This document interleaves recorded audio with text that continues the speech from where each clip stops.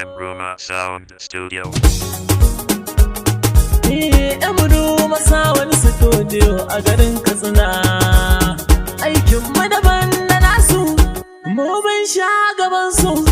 Kai mu ke waka, ayi waka, mu gyara waka. Kai mu ne fa waka, to duk wanda zai yi waka, ko za a yi mishi waka.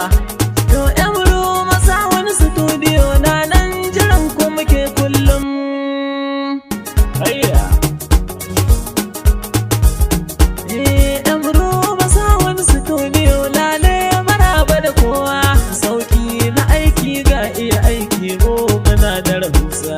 Waƙar biki ko suna ko bade na ce maku sai kun zo.